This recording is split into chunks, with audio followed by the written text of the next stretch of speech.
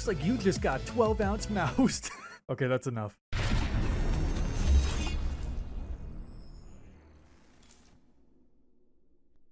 Welcome everyone to the 12-ounce mouse iceberg. This video will delve into various levels of 12-ounce mouse trivia, ranging from widely known facts to obscure and very weird topics. Before we begin, shout out to every single person on screen who left me suggestions for entries to cover in this video. And as per usual, shout out to the legend himself, SwimWiki on Twitter, as they not only hooked me up with a ton of entries, but were also very helpful in answering some of my questions. Oh, and real quick before I forget, a huge thank you and shout out to Wells or GhoulYards for the amazing PNG character they've created for me. Sometime soon, when the rest of the artwork is completed, I'm going to make a full dedicated video showing off the character, the poses, etc. But I really couldn't wait to use this character in a video, so consider this a little sneak peek. Wells' Twitter is in the bio. Please, when their comms open back up, definitely hit them up for some work. We're gonna be here for a little bit, so feel free to grab some corn dogs, some beer, get cozy in your rocket, maybe help this video reach 50 likes if you're feeling friendly today. And without further ado, let's get started.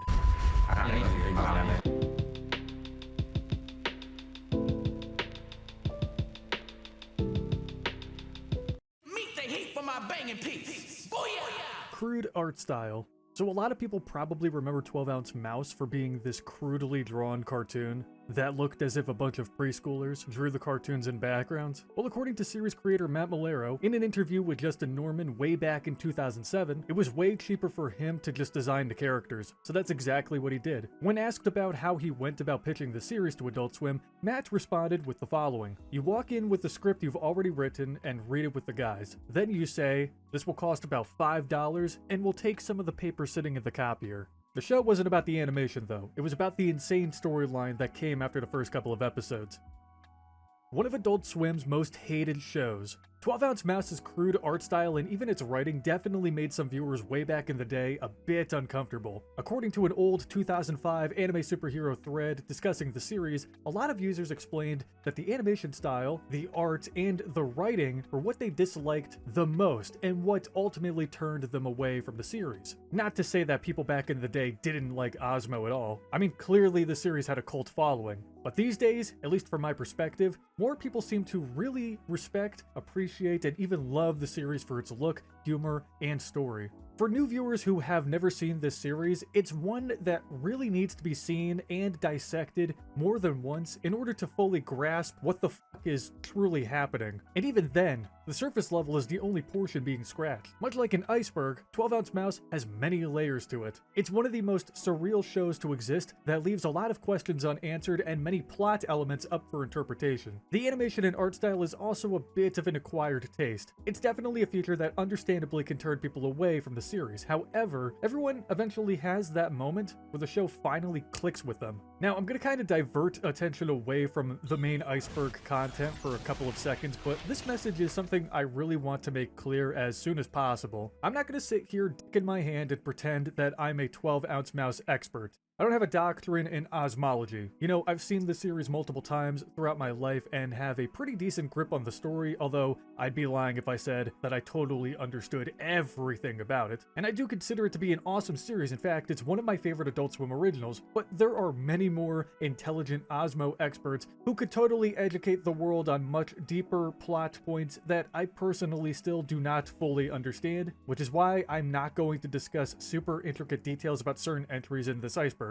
I'm only going to say exactly what I know and understand. But hey, if any of you guys watching this video want to add on to a certain entry, drop those comments below. And hey, if you're interested in making your own 12-ounce mouse iceberg video and you want to build off of my chart, go for it. As I said, I'm not a professor in everything the series has to offer, so I look forward to the day when someone makes a 3-hour-long deep dive, but I truly just wanted to make this iceberg as a way to bring more attention to the series and bring the community closer together, so hopefully you guys at least enjoy this video for what it is. That being said, let's get back to the iceberg.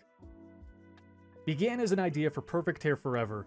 During the 2020 Comic-Con at-home panel with the cast and crew of 12 Ounce Mouse, Matt Malero explained how the concept for 12 Ounce Mouse began. So Mouse began while working on an episode for his other Adult Swim series, Perfect Hair Forever. While the crew were stuck writing a particular scene, Matt interjected with the following idea. What if a plane just crashes and a mouse gets out and he's like, "You like porno?" The following day, Matt returned to the office with an interest in turning that idea into a series.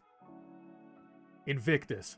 Invictus is a half-hour-long 12 Ounce Mouse special which aired on October 14th, 2018, prior to Adult Swim confirming that the series would be revived for an 11-episode third season. This episode follows Fitz as he relearns about his past involvement in a project known as Altered Dimensionization, which ultimately led to everyone being trapped in a simulated world. So it's up to Fitz and his friends to confront Shark, Rectangular Businessman, who is a total asshole, and open a portal to escape. 9 Pound Hammer. 9 Pound Hammer is an American hardcore cowpunk band from Owensboro, Kentucky, who have worked on many different songs for Adult Swim. Not only did they perform the opening theme to 12 Ounce Mouse for the first 2 seasons, but they also worked on a track for the first Aqua Teen movie titled Carl's Theme. And their vocalist, Scott Llewellyn, also voiced Rooster in the series too. Shark and Skillet were repurposed assets. Shark and Skillet from 12 Ounce Mouse were not created from scratch for the series. Shark was originally used in the 1972 Hanna-Barbera series Sea-Lab 2020. The shark was then repurposed as Old Kentucky Shark in the Space Ghost Coast to Coast episode Kentucky Nightmare. That same character model was then used in the Aqua Teen episode Leprechapolis, before being used once more in 12 Ounce Mouse. According to Matt in the 2007 interview with Justin Norman, when asked about why he reused Shark, he replied with the following. "It was free and already drawn. Plus, it came from an awesome Space Ghost episode and we thought it was funny as is." Eventually, Shark was redesigned for the Invictus special. And as for Skillet, Matt stated that the design for Skillet was taken from an old clip art book. Oriful. Oriful is the 13th episode of 12 Ounce Mouse and is arguably one of the strangest of the entire series. The best description that I could give this episode is that it's basically a musical on steroids and acid. The original intro song is replaced with a jazz rendition, followed by some surreal and bizarre imagery of Cardboard City. A member of 9 Pound Hammer is then seen playing an acoustic guitar, while Rhoda's death theme plays. The scene then transitions to Skillet and Mouse performing F Off, before Mike Giers's track, The Ampoulet of Lorenzini plays, while a skeleton is seen walking across the street of the city. The episode eventually shows a clip featuring I tap dancing in the street while Peanut enters a hat store. Peanut then pulls out a bomb, lights a joint, which ignites his bomb, and he walks out with a fireman's hat while the hat store blows up. And what's pretty funny about the credits is that instead of Matt Malero's name being featured under the written by portion, the credits state that no one wrote the episode. The outro theme is also replaced with Sharky and Nights by Schoolie D. There's also a post-credit scene where Peanut drives away in a modified fire truck. You know, musicals aren't really my cup of tea. I mean, Sweeney Todd was cool, and even like the Doomstar Requiem was really cool, but Oriful, it somehow managed to make the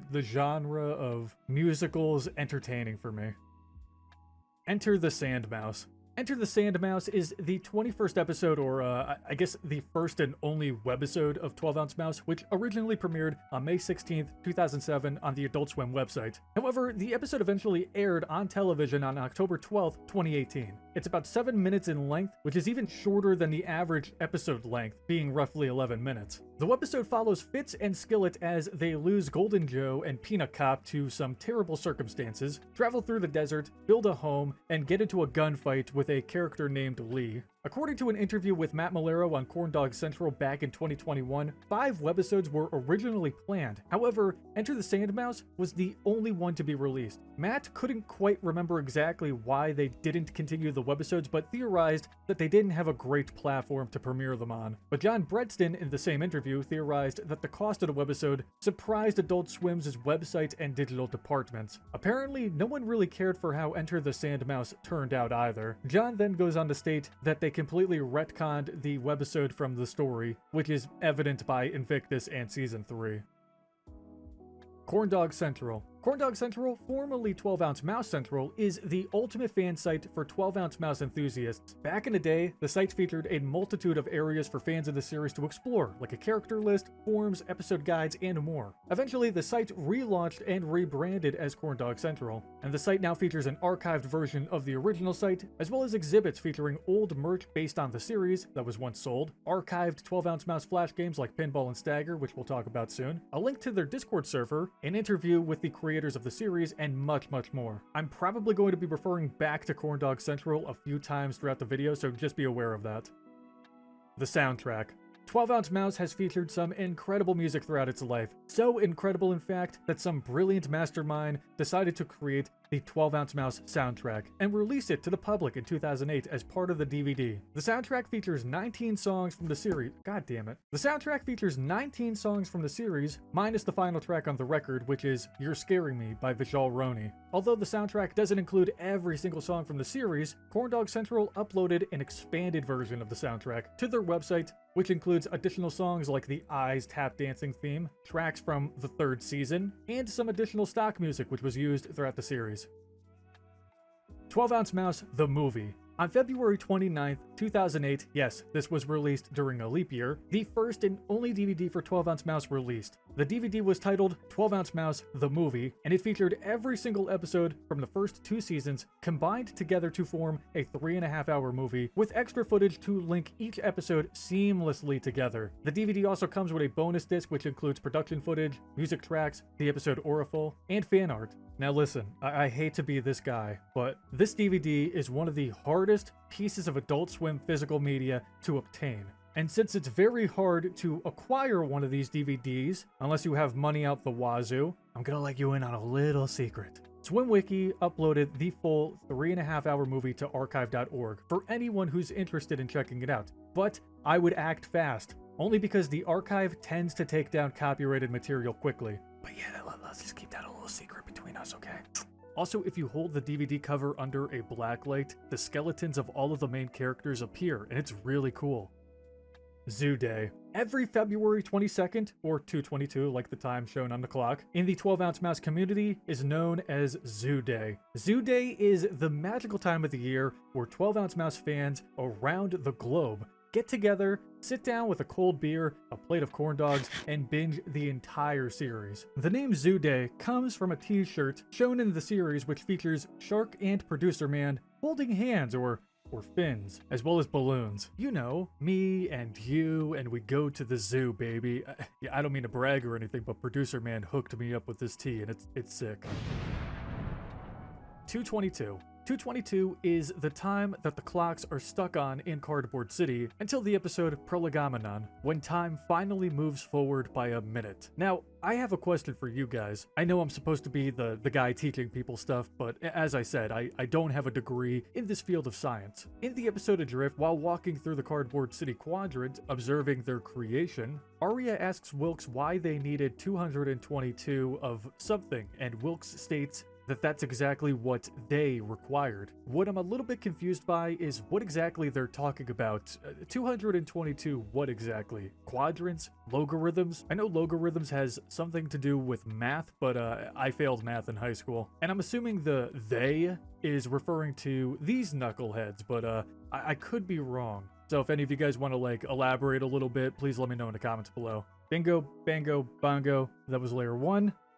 Whoopee! Woohoo! Okay. Do you shoot your mother with that gun? Cacao. Season 4 is not happening.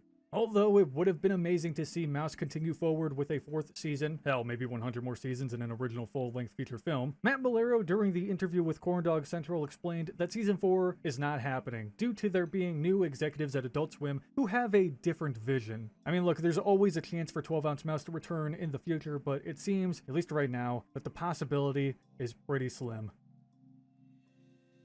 Amaranth. Amaranth, not that one, this one. Amaranth is a very popular metal band from Sweden. You might have heard some of their tracks like Digital World, Maximize, and Helix. In fact, their lead vocalist, Elise Ride, just collaborated with Finnish metal band Apocalyptica on a song titled What We're Up Against, which is a banger of a track, by the way. Go listen to it. But anyways, Amaranth is responsible for performing the credits theme song to the 12-Ounce Mouse special Invictus, and that song was reused for all the episodes of Season 3, minus Francis, Cheap, and Out of Control. What's also pretty cool is that Elise, along with Olaf, Amaranth's guitarist, guest starred as themselves in the final 3 episodes of Season 3, where they flew the Castellica to Lotharganon to save Arya, Mouse, and everyone else. And they even performed a song titled Portal to the Doorway in the episode of the same name, and it slaps. They're a great band. Please check them out. Shark and Mouse's underwater convo. There is a scene in the Season 1 episode Signals where Shark and Mouse are having a conversation underwater in the office, but their voices are completely muffled. Since the premiere of the episode, people have always wondered what exactly was said between the two characters in that particular scene. Well, back in 2010, Ned Hastings and John Bredston sent an email with a brief script to Corndog Central answering this question, and it reads the following. Now, I am not an impressionist, but I am going to try my hardest to perform Shark and Mouse's voices as best as humanly possible. Did he tell you about the job? Mm-hmm. That's good, right? No. Look, when you drink, you're drinking. And when you're drinking, you have no... Hey, Mouse. Rhoda was drawn on a Perfect Hair Forever script. When the character Rhoda was first created, they were sketched onto the back of a Perfect Hair Forever script. When Rhoda was scanned into the computer, the text from the other side leaked through. However, Matt and everyone else just kind of went along with it. 12-Ounce Mouse Flask. Around June of 2010, Adult Swim unveiled the beautiful, sleek, sexy 12-Ounce Mouse Flask featuring Fitz drinking from a bottle. The flask was only available on the now defunct Adult Swim shop website, and anyone who was lucky enough to purchase one back in the day is considered a god, at least in my books. If anyone happens to be selling one, I will gladly buy it from you. Merchandise. Besides the flask, Adult Swim shop also featured many other Adult Swim Mouse products like cups, shirts, posters, a notebook, a really cool umbrella based on New Guy, a pillow, and even a watch. I mean, look at that watch. It's way cooler than a Rolex. And of course, the 12-Ounce Mouse DVD. Now, usually, whenever I bring up old, rare merchandise in Icebergs, I like to check eBay listings to see if anyone is reselling their purchases. And, well, this script is a little bit outdated, I'm not gonna lie. But back when I first wrote this portion of the video, somebody was selling the New Guy umbrella and a notebook for a ridiculous amount of money. I do know that quite recently, like maybe a week or two ago, somebody was reselling their 12-Ounce Mouse movie DVD on eBay for like maybe 80 to 100 bucks, and I was very tempted to buy it. Anyways, a lot of these images came from Corndog Central, so credit to them. Green Sweatered Lady is a cyborg. The very lovely and totally not annoying Karen-esque character Green Sweatered Lady is revealed, after being sliced in half by a rectangular businessman using his telepathic powers, to be a cyborg before failing. Skillet, or excuse me, Dr. Skillet, then takes things a step further by reviving Green Sweatered Lady, Terminator style. Q109. Q109 is the world which encompasses Cardboard City and all locations within it, such as Rhoda's Bar, Cheese Industries, the liquor store, and more. Q109 is one of at least 5 worlds that exist within the Box of Worlds. The Box of Worlds. Developed by Mouse, Arya, the Architect, Rooster, and many others, the Box of Worlds is quite literally a box which houses at least 5 worlds known as Outer Earth. Those 5 worlds include Lotharganon, which is the place where Mouse wakes up in Season 3, the Futuristic City, which is located on the Outer Earth with the rainbow ring around it, then there's the Man-Woman's house, the desert where the kid is located, and Q109. Those who worked on the Box of Worlds were eventually betrayed by the Industry Man, and were later shoved inside of the box. Eventually, the Industry Man misplaced the box, and it's now currently in Man-Woman's possession, although Wilkes and Francis have attempted to acquire it during the Season 3 finale. Did they get the box? Nobody really knows, and I don't think we'll ever know. Until Season 4, which I don't know if it'll ever happen.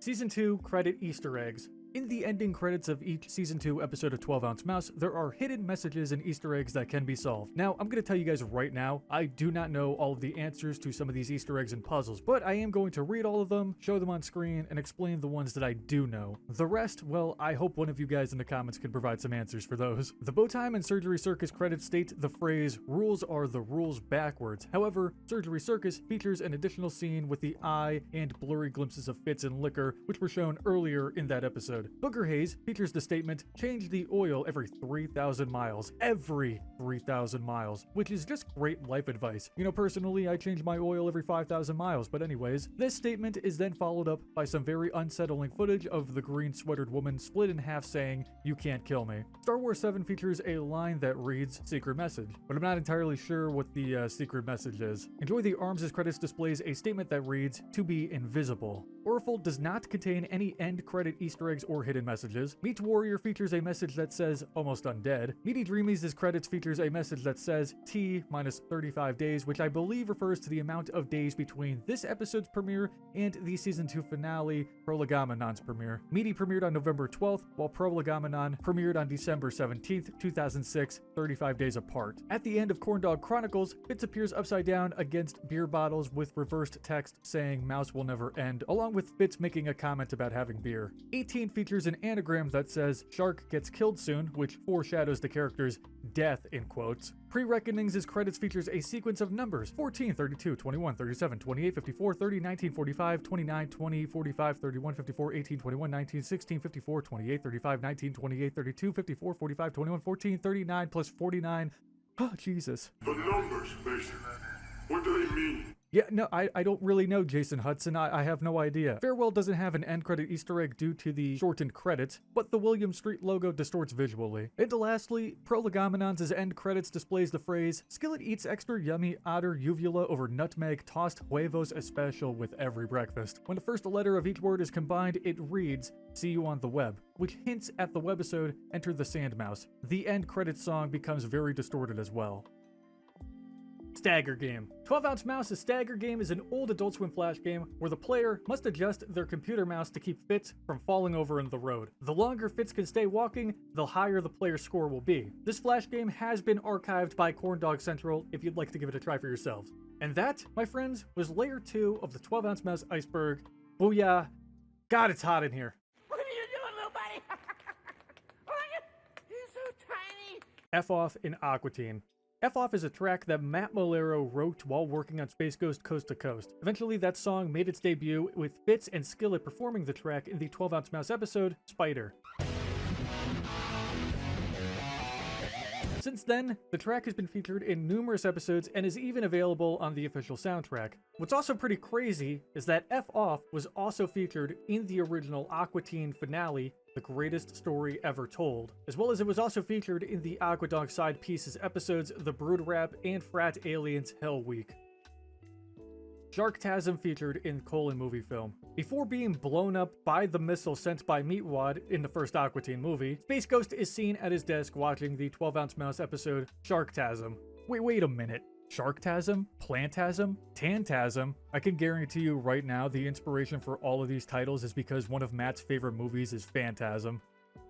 Pinball Game. Pinball is another old 12 Ounce Mouse Flash game that has also been archived by Corndog Central if you'd like to give it a try. Just click the spacebar to propel the ball and use the left shift and right control buttons to activate the flippers and keep the ball from falling into the hole, like any other pinball game. This minigame was based on the pinball machine that Fitz was seen playing in the episode Prolegomenon. CJ Muff. CJ Muff, real name Birmingham, is this pretty mysterious entity who is mentioned sporadically throughout the series, and apparently he was able to somehow escape Q-109. From the sounds of it, he and Rooster were pretty close friends, and for a while it seemed as if Muff and Rooster were just two different entities. However, according to Cyrus or the Architect in the episode Primetime Nursery Rhyme, Muff is actually Rooster himself. Besides the confirmation from Cyrus, it was speculated that Rooster was truly Muff due to his motionless body during Muff's reveal in the episode farewell. Muff helped work on the Box of Worlds and, in quotes, was a prodigy engineer who knew how to re-oscillate sound waves to make time stand still, which I believe plays a role in why the clocks are stuck on 222. Although what's interesting to note is that during Muff's reveal in Season 2, he was voiced by Matt Malero. However, when he was heard on the radio in Season 3, he was voiced by George Lowe. Prolegamenon on April Fool's 2017. On April 1st, 2017, the 12-ounce mouse episode Prolegamenon aired. However, it included laugh tracks and other sound effects as part of Adult Swim's prank for that year. Here's your 1200 cc. Sure, those are sterile.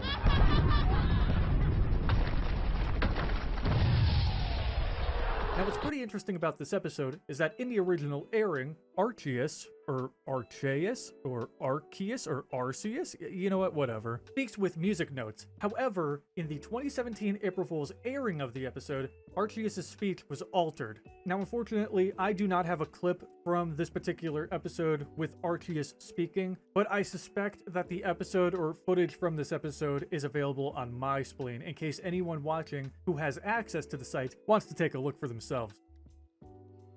Fan art bonus feature. The fan art bonus feature is exactly what the name entails. It's an 8-minute bonus feature from the 12-ounce mouse DVD, which features tons of fan art based on the series. The full video can be found on YouTube if you would like to gaze at the masterpieces, but be warned, the audio is kinda creepy sounding.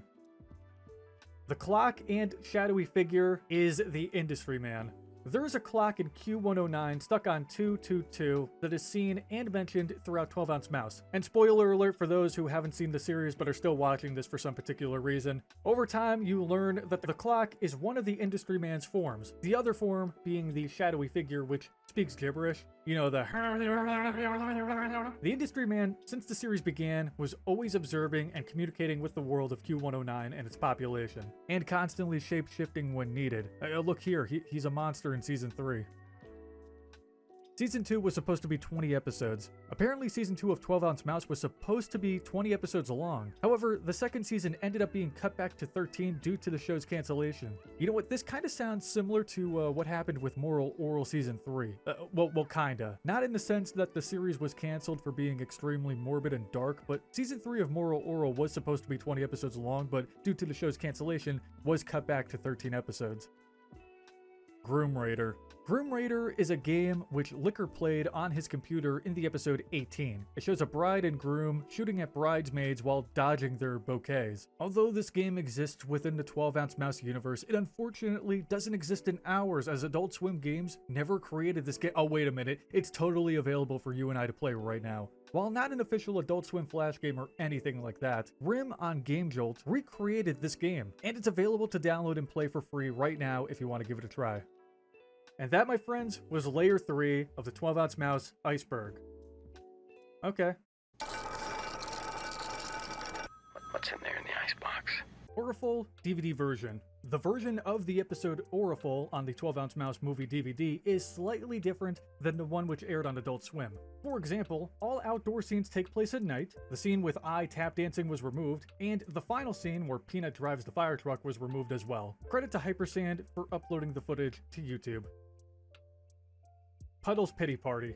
Puddle's Pity Party is a character and music project from the talented mind of Michael Gier. You might know about Puddles thanks to his and Postmodern Jukebox's very popular cover of Lord's hit song Royals. He's also been featured on America's Got Talent, commercials for Cartoon Network shows, and more. Now, Puddles isn't Michael Gier's only musical outlet. In fact, he's worked on a lot of music outside of the character too. Now, some of that music was even featured on iCarly, Victorious, and even 12-ounce mouse. One project that Mike plays a role in is called Tango Hidi. Prior to Puddle's Pity Party blowing up, the band worked on some tracks, and one of them, Princess Cruiser, was featured in 12-ounce mouse. Mike further lent his voice to the series by performing the 12-ounce mouse jazz intro for the episode Oriful. And as previously mentioned in this Iceberg, he did work on the track Ampule of Lorenzini. I think being able to say that a series featured the voice of Puddle's Pity Party before that character blew up in popularity is a huge flex. Now, according to user Stingray OC on Reddit, and don't quote me because I'm not entirely sure if this story is true or not,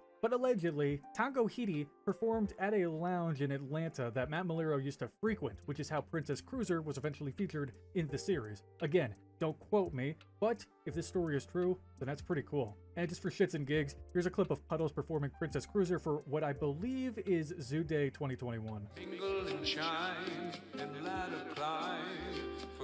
Car interior frame in Star Wars 7. There is a single frame from the episode Star Wars 7, which features a rough sketch of the interior of Shark's car. According to Nick Inkatanawat in the 2021 Corndog Central interview, he speculates that the image was possibly a placeholder given to John Bretsten so that he could continue editing without the final art, or perhaps the image was a pitch to Matt for the layout of the car. Regardless, the image allegedly made Matt laugh, so he shoved it into the episode. Corn Dogs. Danger Doom, which was a collaborative project between artists MF Doom and Danger Mouse, released an EP titled Occult Hymn after their debut record, The Mouse and the Mask. Just like with their debut records, Occult featured samples and audio lines from various Adult Swim characters, like Shake from Aqua Teen, the characters from Perfect Hair Forever, and even Fitz and Rooster, who appeared on the track Corn Dogs. Or what? Hell, I don't know. Just thought you were a mouse or something. Peanut Cop Breaks character. If there's one thing I love more than beautiful sunsets, 5-star restaurants, and those stupid bald donuts from Dunkin', what the hell are they called? Munchkins? It's those very rare and unexpected moments in 12-Ounce Mouse where Peanut Cop goes from high as a kite to grounded and pounded. Wait, what? One example of Peanut being a complete genius is in the special Invictus. When Fitz returns, but with only the voice of Shark, and Golden Joe tells everyone to light his ass up, Peanut jumps in with one of the most insane and coherent lines imaginable. When subatomized systemic brain impulses are deconstituted and hit repeating negative electron cells that result in endoplasmic reticuloids that can be electronically transferred and artificially manifested into hence said subject. I believe another example of Peanut being a total badass was in the episode Primetime Nursery Rhyme, when he offers to flip the switch on the panel in order to release Aria, I, and Mouse. We've been through a lot together to have it end this way. You're all my friends. You're all I have in this world. Rest in peace, Peanut. Thank you for everything. You were one of my favorite characters ever.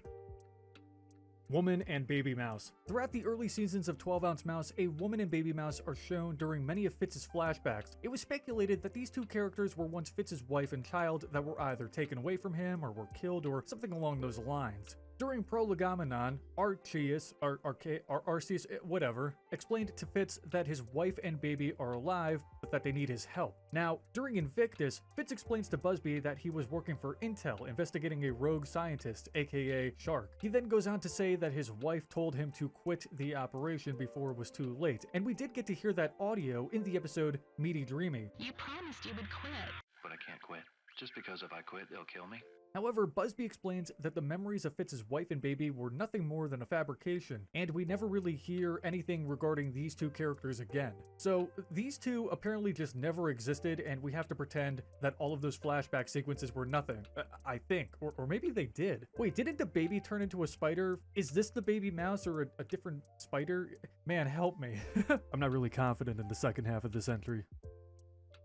The 2005 New Year's Marathon. On New Year's 2005, Adult Swim aired a 12-Ounce Mouse marathon featuring the first 6 episodes of Season 1, along with an unfinished version of the episode Adventure Mouse. Loads of promos featuring new scenes also aired, like I tap dancing on an island, Peanut Cop being blown up, and more. A lot of these promos can be found on YouTube. In fact, here's a playlist right here. Go check it out.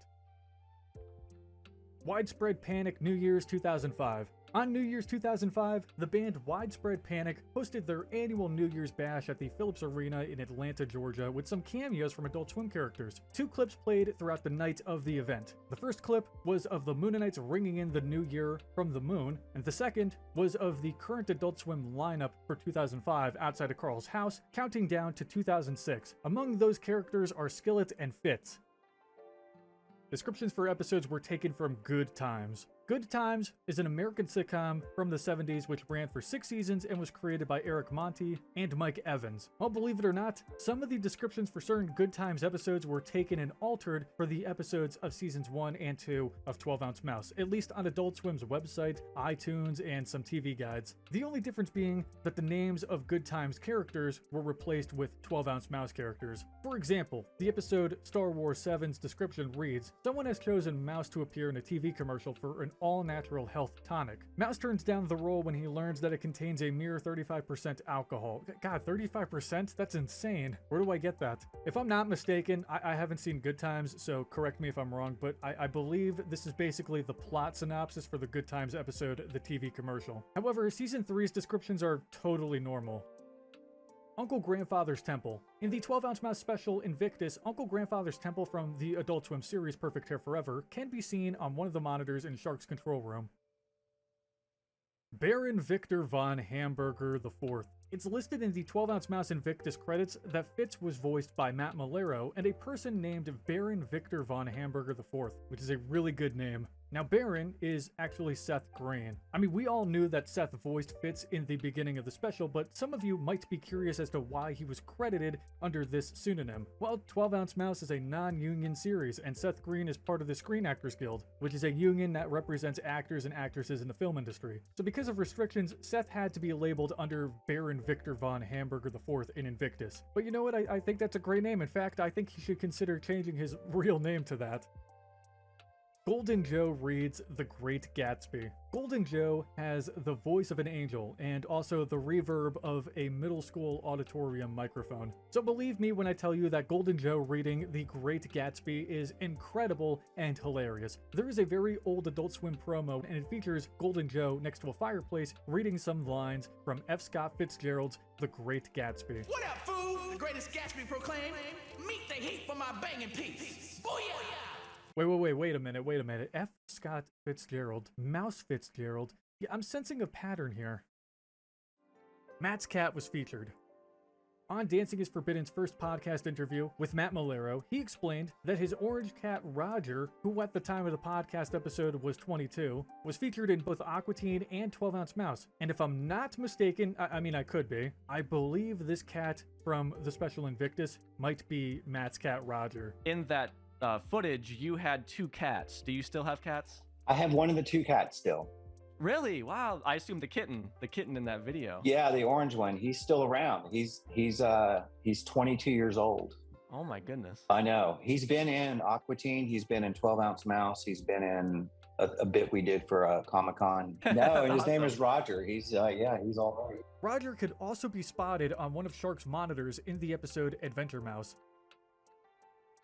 Matt's family voiced characters. Not only did Matt bring many talented people from Adult Swim's crew to voice characters and even have his cat Roger featured in the series, but he apparently also involved his wife and child as well. Liv Malero was the voice of Woman Mouse, and Wyatt Malero voiced the kid. Oh, that was layer 4. Really hot in my room. I live on an island in Iowa. The Moonanite ship in Invictus. During the scene outside of Fitz's house in Invictus, when Peanut Cop and Man-Woman meet, the Moonanite's ship can be seen in the night sky flying towards the moon. Now, you might have to zoom in or move your phone or computer screen right up to your eyeballs, but it's there, and it's pretty cool. The cast doesn't know what's going on. In the first behind-the-scenes interview with the 12-ounce mouse cast and crew, some of the people being interviewed look so confused, especially when asked about what they specifically do for the series. For example, there is one particular scene where Melissa Warrenberg, the voice actress for Green Sweatered Woman, states who she is, and then goes on to say that she doesn't really know her character's name. Yes, my name is Melissa Warrenberg, and I do a voice of, I don't know actually my character's name. There's also this segment where the crew tries to figure out exactly what the plot of the show is, and it's just hilarious. I'm not entirely sure if the crew are just joking around for the sake of comedy, or if some of them truly have no clue what's going on, but either way, it's really funny. Post Malone cameo. Post Malone back in 2020 invaded the Adult Swim April Fool's bumpers for the night and was even inserted into some of the shows that aired during the block, like the 12-ounce mouse episode Francis Cheap and Out of Control. Spider-Man special. The Spider-Man special is an alternate version of the episode Spider, which aired directly after the regular version on November 6th, 2005. The difference between the original episode and the Spider-Man special is that Rhoda and Shark's conversation is shortened, Golden Joe was removed, Liquor reading Mosquito's letter is shortened, the blood dripping was cut, Shark's conversation with Fitz about his record was shortened to Don't Look Under Your Bed, and Skillet's drum solo is extended for 3.5 minutes, and it's awesome. Skillet's full drum solo also appears on the 12-ounce Mouse DVD. 12-ounce Mouse Easter egg in OKKO. Cartoon Network's OKKO Let's Be Heroes is no stranger to incorporating characters from various Cartoon Network and even Adult Swim shows. I mean, Brick Frog from Venture Bros is seen in one of the episodes, and there are also a couple of crossover episodes featuring dozens of Cartoon Network characters as well. Normally, it wouldn't be a total surprise to see a crossover or character Easter egg featured in the series. However, I find it extremely fascinating that someone who worked on OKKO decided to draw Fink, one of the characters of the series, to look like Fitz from 12-ounce Mouse for a single shot. Now, I haven't personally seen OKKO in its entirety, I've seen bits and pieces, but if I'm not mistaken, I believe this image was taken from the episode Let's Get Shadowy, but correct me if I'm wrong. But again, I'm just very fascinated by the decision to include Fitz for a single frame. Osmo. 12-ounce Mouse's pilot episode Hired aired on June 19th, 2005, months before the series was set to premiere. However, the pilot's opening sequence referred to the series as just Osmo. According to John Brettston in the 2021 Corn Dog Central interview, he stated that they not only never referred to Mouse as Fitz or Osmo, but that Osmo was an accident. Matt Malero wanted the title in the opening sequence to be huge, so John made the graphic as big as possible, but Matt wasn't impressed. So John kept scaling up the size of the title until only the Osmo was visible, and that's when Matt told him to stop enlarging it. After Hired premiered, the legal department lost their shit on Matt, John, and everyone involved because there is apparently a British series about a mouse named Osmo. So to avoid any potential lawsuits, all subsequent episodes had to have the full title in the opening credits, and at some point, the pilot intro was re-edited to say 12-ounce Mouse. Credit to Artie Fox on Reddit and their friend from MySpleen for sharing the original Osmo pilot title card.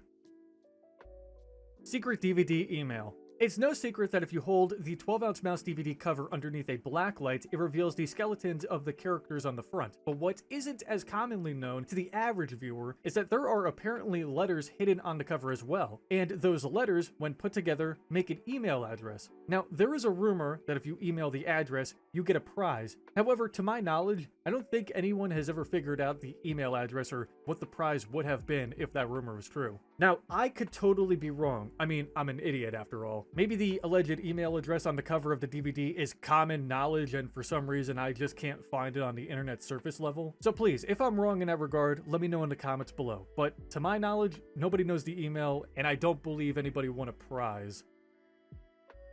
The DVD art was created by a fan. A pretty interesting piece of trivia which I honestly didn't know about until I learned about it just recently while listening to the Owls Only Adult Swim podcast 12-ounce Mouse episode is that the art for the 12-ounce Mouse movie DVD was created by an artist and fan of the series named Robot Cult. In fact, they have more mouse paintings featured on the fan art special feature. And according to that podcast episode, that artist is still apparently making 12-ounce Mouse paintings. Speaking of podcasts, shout out to Owls Only, an Adult Swim podcast.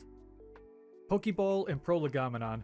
During the space sequence in the episode Prolegamenon, a Pokeball can be seen flying by. Bathe in the blood of your bitch master.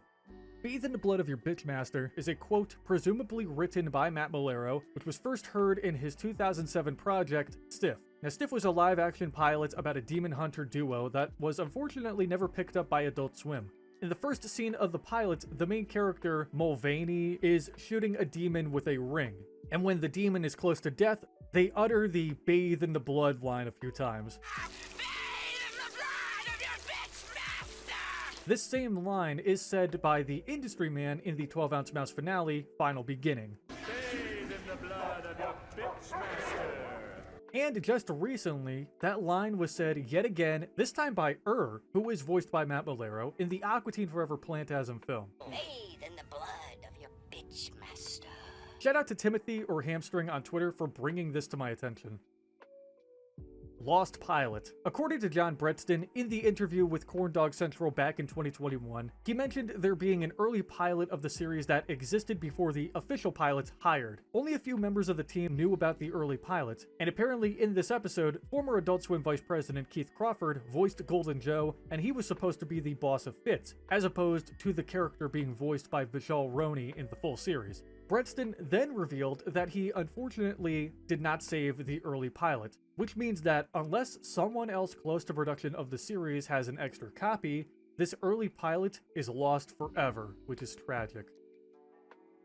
Aqua Teen and 12-Ounce Mouse shared universe. So I'm gonna go ahead and spoil the broth right now. This isn't a real thing, and I'll prove it to you guys in a quick second. We've seen 12-Ounce Mouse episode Sharktasm and Kool movie film. We've heard the legendary song F Off in Aqua Teen several times. Both shows even share the line, bathe in the blood of your bitch master. The Moonanite spaceship is also seen flying towards the moon in the special Invictus. Matt Malero co-created Aqua Teen and also created 12-Ounce Mouse. Well, what does this mean? Are both shows connected? Do they exist in the same universe? Is the Aqua Teen universe a world within the box of worlds? No, it is not. According to the Matt Malero interview from 2022 with Ronnie of the Dancing is Forbidden podcast, he flat out denied that the two shows coexist in the same universe. They are two very different entities, which makes sense. And personally, I never saw these two in the same universe anyways, but it's great to know that the theory or rumor is 100% debunked now, if it ever even was a rumor. Specifically in the side pieces, we saw Carl 2 times listening to the song F Off, which is a 12-Ounce Mouse song. And does that suggest that Aqua Teen and 12-Ounce Mouse take place in the same universe if it shares the same music? No, it just means that we couldn't afford to make any more music. This audio snippet was taken directly from the podcast episode, so credit to Dancing is Forbidden for that. Please check out the full podcast episode if you haven't already. In fact, just spend a day binging the Dancing is Forbidden podcast if you're a fan of Aqua Teen. Just recently, Ronnie and Matt got back together for another interview, and it's a great episode as they talk a lot about Aqua Teen Season 12 and the future of the series, so I'd highly recommend giving it a listen. And hey, Ronnie, if you see this, hit me up sometime. Let's work on something again soon. New season confirmed? Okay, so on June 3rd, 2024, Matt Malero tweeted a photo of Shid Industries after the explosion in the final episode of Season 3, but with Mouse still alive, eating a bologna sandwich and drinking a beer. So, I'm assuming Mouse survived the explosion regardless because he's the main character after all, but, is this confirmation that more Mouse is in the works, or is this just Matt having some fun and making a new render? I'm just gonna say it right now, if Season 4 is confirmed, you heard it here first. Black Beast. This is Black Beast. He's a monster who only appears in the series as an image that flashes fast. He also makes a screamy sound. I mean, there's an image of him on this map of Q109 from the episode Meat Warrior. Does he live in a lake? Oh, I don't know. That's really it. He's one of those minor characters that just kind of exists. And to be honest, that's okay with me. I mean, he has a right to do that. Do you guys remember the pineapples? You know, those prison guards? God, yeah, give those guys their own show. Or the walking fish. Oh my god, the talking dragons? You know what? Honorable mention to all of the forgotten characters of the series. Justice for Amalak. Wait, I have a crazy conspiracy theory. I could totally be an idiot for this, but I don't know why. This idea just popped in my head as I was recording this. Is Black Beast like the Industry Man when he turns into a monster? I mean, they kind of look similar-ish. Maybe not. Maybe they're two different things. You know what? Forget it. I'm just pulling stuff out of my butt right now. Lost 18-minute guitar solo promo. So, according to a couple of YouTube comments under the 12-Ounce Mouse guitar promo, which was uploaded by an account named Amalak, there was an alleged 18-minute version of this specific promo on the Adult Swim website, but it seems as if it's lost media. I've never seen this full version before, but enough people in the comments are claiming that it was real, so if any of you guys watching have seen this alleged 18-minute guitar solo promo, let me know in the comments below, or DM me on Twitter. To be fair, you have to have a very high IQ to understand 12-Ounce Mouse. Alright, look, we're at the point in this iceberg where everything hurts. The following shitpost was uploaded to the 12-Ounce Mouse subreddit by a user named Definition is Impossible. I think that's how you say that. It's basically the Rick and Morty high IQ copy pasta, except Rick and Morty is replaced with 12-Ounce Mouse. And as user Glitch Ghost commented under the post, I also 100% agree with the following. Tiny Man. Oh, look at him go! Look at that little bastard go! Look at him! God, he's like a tiny Vin Diesel, but less aggravating to watch. Our world is inside the box. Yeah. Excuse me. Could I get some hats? No.